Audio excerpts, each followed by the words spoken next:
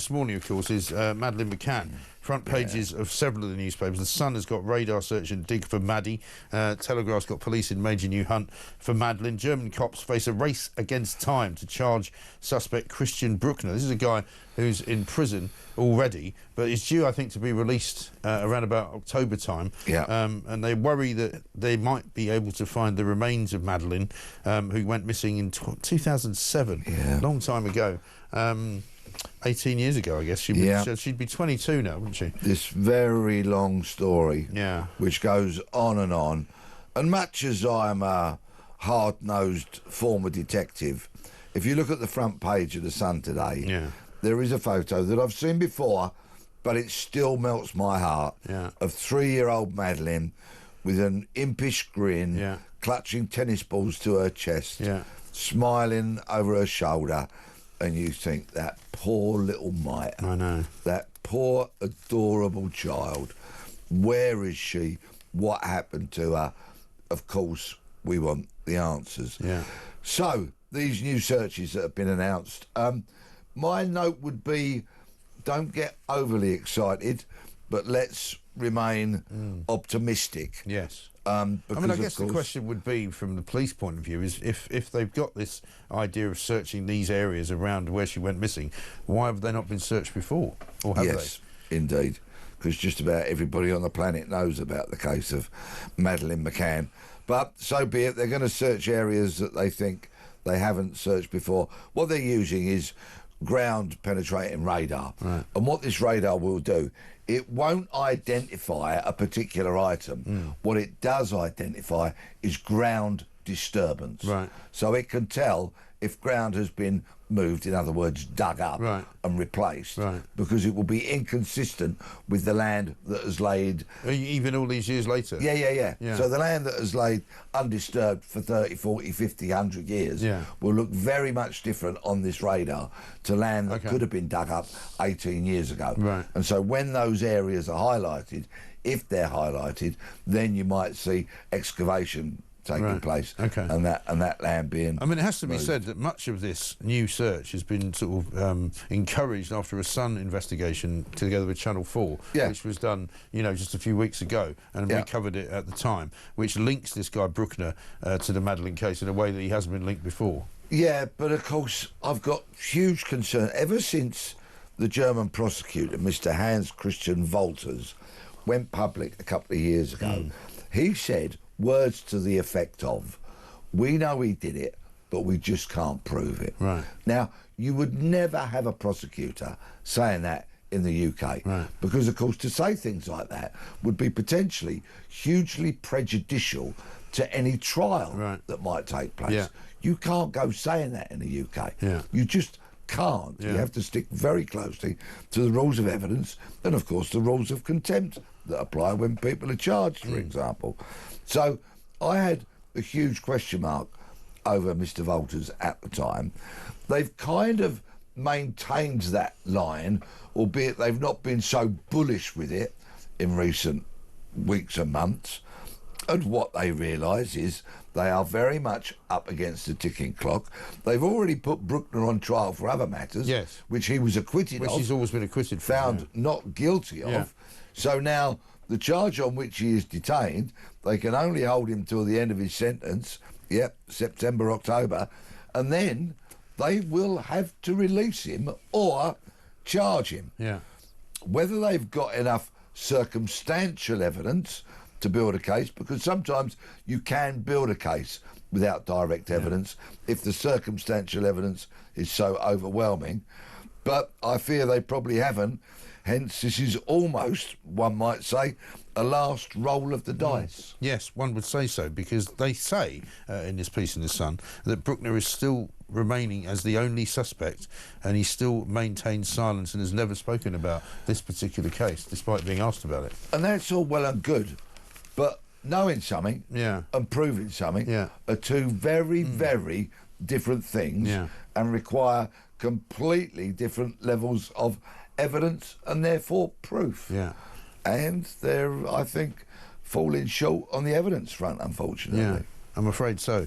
What about AI? I don't know whether AI is going to have a role in sort of, you know, criminal investigations, or whether it already does have. But the front page of the Times today, according to Sir Tony Blair, says Britain should lead the way with AI doctors and nurses, or risk being left behind in the biggest upheaval since the Industrial Revolution. He says people shouldn't be frightened of artificial intelligence. I think we should be at least wary of it and cautious about how it's deployed. That's what I think. Some of it's just absolute jank, isn't it? Yeah. I was scrolling through some newspapers the other day, and they clearly had an AI voice narrating a news story. Oh, yeah. And it was utterly abysmal. Right. Because it doesn't have the tone, the Right. intonation, the emphasis that, say, a trained actor or a voiceover artist would have. Right. And so it was just bland. It turned me off the story straight away. Yeah. You could tell it was a robotic AI voice. Yeah. I'm not going to read that. I'll find the same story elsewhere. Yes. And of course it's going to have a role to play. But every day when I don't hear the name Tony Blair is a good day. So because you have brought his name up this morning, today is not a good day. And here he is, yet again, yesterday's man, spouting off about things that I wish he'd rather keep his trap shut. He can't keep his trap shut, though. He's incapable of doing that because he's got so much to say and so much to tell us all about. He says basically you could use AI to speed up the process of government. I mean, can you imagine an AI version of Keir Starmer? Couldn't be any worse, could it? Well, you know, I declared a long time ago on this show that Keir Starmer has, in fact, been taken over by the Chinese or the Russians, and that they implanted something into him when he went on a trip out there. Is that why he's on a war footing now? And it is why his voice is being controlled. It's why it sounds so AI. Yeah, it does. It's being it really controlled does. by a foreign power. Yeah. And so it comes as no surprise. But he's like the Manchurian Candidate. Yeah. Or something like that. Who's he played for? Crystal Palace. You could have AI tutors, you could have AI nurses, AI doctors. I mean, if you could see a doctor or an AI doctor or an eye doctor, what would you fancy? Which, I mean, would you want to see an AI doctor? I don't know. I don't think I would. I'll tell you what we've got actually today, because we played this a little while ago. There's a mad roundabout which has been converted into an even madder roundabout up in Hemel Hempstead. I don't know if you saw it when we did it last time. It's a Dutch-style roundabout, right? But if you want to have a bit of AI, check this. This is how to drive around it. Because it's that complicated, they needed a tutorial. Here we go. When driving, be prepared to give way to people walking and riding bikes.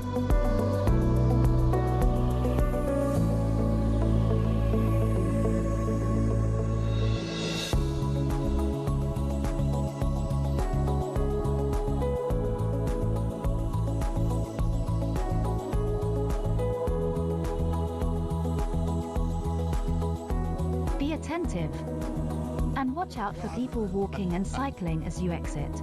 Yeah. So why do I need an AI video? Because apparently to teach me how to navigate around it's so complicated, right? It's got green lanes for cyclists. You have to stop for cyclists and pedestrians. You don't know whether it's a zebra crossing or a green stop. And green normally is for go. So obviously people are a bit confused. But it opens today, this roundabout. Can you imagine?